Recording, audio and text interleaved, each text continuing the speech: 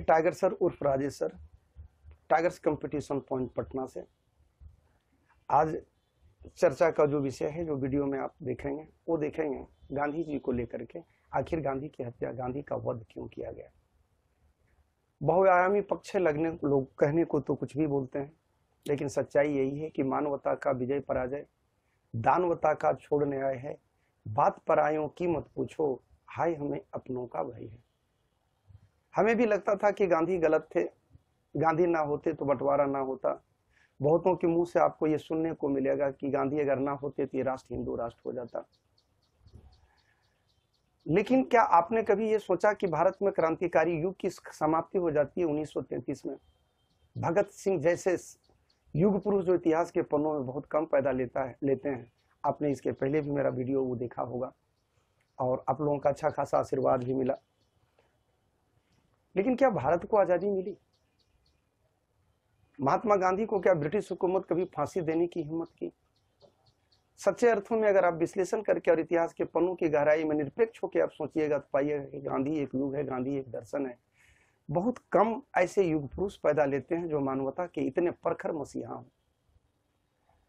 हमने इसके पहले वाले वीडियो में आपको ये बतलाया था कि भारत को आजादी मिल गई, नोवाखली की गलियां जल रही थी, सत्ता के नशे में बहुत सारे नेता मदमस्त थे। अगर देश के लिए कोई दुखी थे वर्तमान परिस्थितियों को लेकर के, तो वो कैरेक्टर गांधी थे। नोवाखली की गलियों में, आधुनिक पंजाब के गलियों में लोगों को हाथ काटे जा रहे थे, बच्चों के हाथ काटे जा रहे थे, महिलाओं के स्तन काटे जा रहे थे। इतनी भयावह परिस्थिति थी, इतना भयावह दौर था।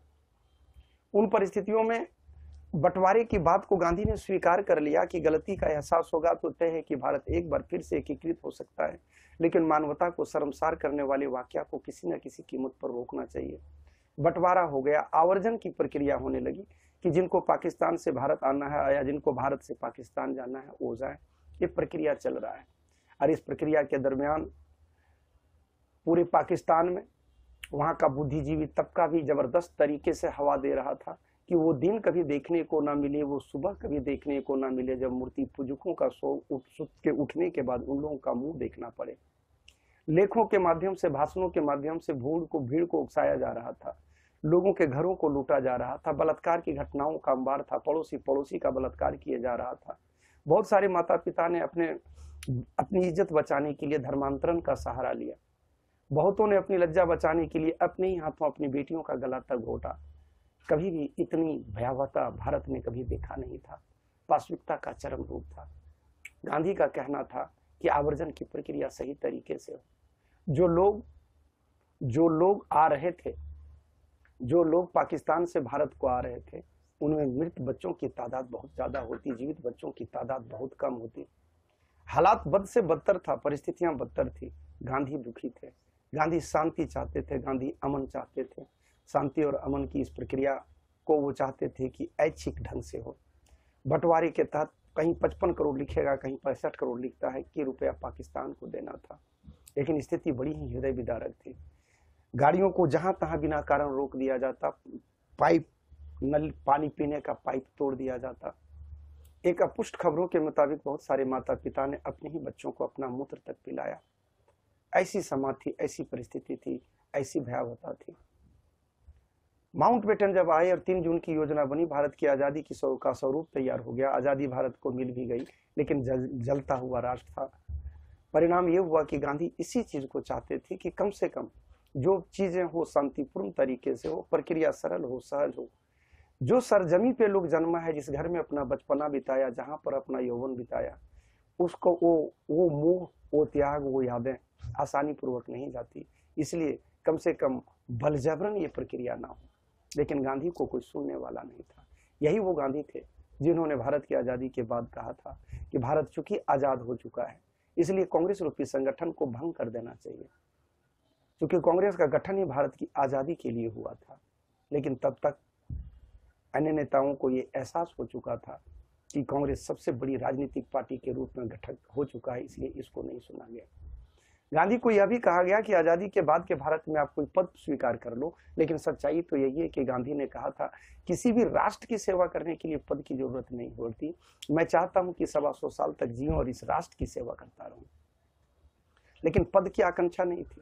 यही बंटवारे के बाद अगर गांधी कोई पद लिए होते तो निश्चित रूप से ये उंगली उठता और जबरदस्त तरीके से उठता कि गांधी ने पद की प्राप्ति के लिए देश के टुकड़े कर दिए। जबकि इतिहास गवाह है कि जिस नेतृत्व या जिसके नेतृत्व में कोई भी राष्ट्र आजाद होता है, उस नेता उस राष्ट्र का शासक होता है, उस राष्ट्र का शासनाध्यक्ष होता है। वाकई गांधी महात्मा थे, उन्होंने पद की आकांक्षा नहीं की। दूसरे नजरिए से आप टटोल सकते हैं, उन्होंने कभी अपने बेटों को प्रमोट नहीं किया। वो चाहते तो कोई भी पद दिला सकते थे, चाहते तो कोई भी पद दे सकते थे। इसलिए ये कहना कि गांधी ने इस राष्ट्र को दिया नहीं है, बंटवारा उन्हीं का देन है, इस राष्ट्र को हिंदू राष्ट्र नहीं होने दिया, ये समझ के परे की चीज है। आप जरा सा थोड़ी सी गणना आप कर लें, कैलकुलेशन कर लें। भारत को आजादी 15 अगस्त 1947 को मिली, गांधी वध जनवरी 1948 में हो गया। आजादी के महज 5 या 6 माह तक ही गांधी जीवित रहे। भारतीयों ने अपना संविधान 26 जनवरी 1950 को लागू किया। जब 48 में गांधी का वध हो चुका है, तो इस राष्ट्र को हिंदू राष्ट्र होने से रोका किसने था? इसलिए एक कयास लगाना ये निरर्थकता का परिचायक है। गांधी जैसा व्यक्तित्व बहुत कम पैदा लेते हैं।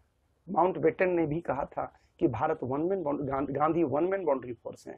जो काम सेना ना कर सकी, जो काम पुलिस ना कर सकी, वो गांधी की पदयात्रा ने कर दिया।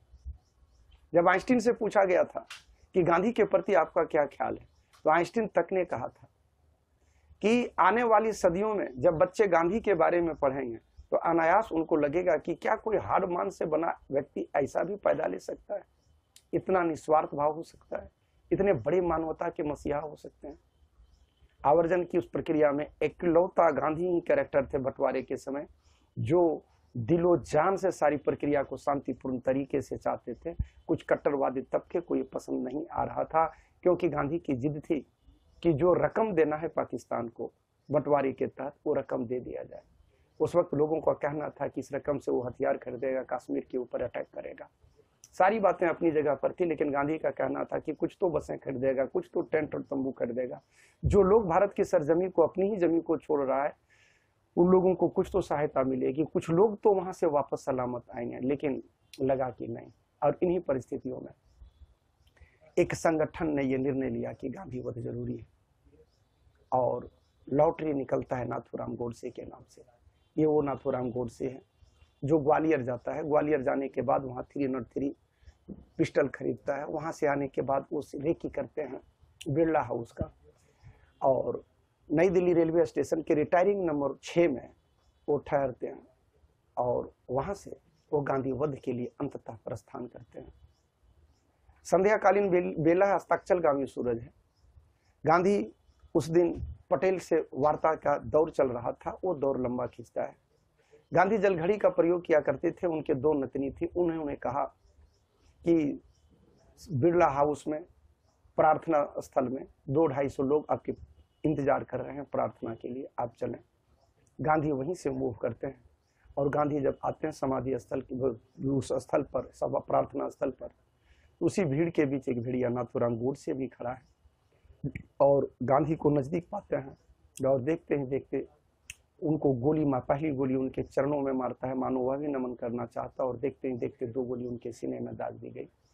कहीं 4 गोली का उल्लेख है, कहीं 3 गोली का उल्लेख है, लेकिन कुल मिला के गांधी वध हो जाता है। हे राम कहते हुए गांधी धराशायी हो गए। हौज खस थाने में जब रपट लिखाई गई तो थानेदार ने भी कहा था, रपट लिखने के बाद कलम तोड़ी थी ये कह के कि आखिर गांधी वध कोई करेगा क्यों? जिस व्यक्ति ने केवल इस राष्ट्र को दिया ही है, इस राष्ट्र से कभी कुछ लिया ही नहीं, आखिर उसका वध क्यों?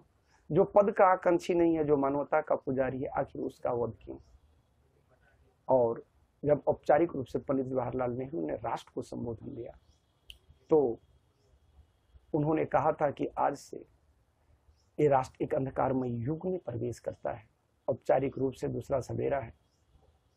संपूर्ण भारत की जनमानस में गांधी को खोने का दुख है, और दुख अंतःकरण में है। कोई घड़ियाली आंसू नहीं थे। गांधी की पार्थिव शरीर को समाधि स्थल तक ले जाने के लिए सेना का सहारा लेना पड़ा। लोगों के हाथों में फूलमालाएं थी, आंखों में आंसू थे, और जब उनके पार्थिव शरीर को समाधि स्थल पर ले जाया गया और उनके बड़े बेटे मणिलाल ने मुखाग्नि दी, तो लोगों के आंखों में आंसू तो थे ही, वहां से जलती हुई चिता से जो लौ निकली, लोगों को लगा कि वाकई मैंने राष्ट्र ने अपना बापू खोया, राष्ट्र ने अपना पिता खोया, राष्ट्र ने एक युग खोया, जिसको इतिहास कभी दोहरा नहीं सकता। सचमुच में गांधी एक युग हैं, गांधी एक दौर हैं, और गांधीवाद की जो बात करते हैं उनकी जरूरत युगों युगों तक बना रहेगा। ऐसे मानवता के पुजारी को सत सत नमन। जय हिंद, जय भारत। जो इच्छा हो आपको लाइक, डिसलाइक, सब्सक्राइब, शेयर आप निश्चित करें। जय हिंद, जय भारत।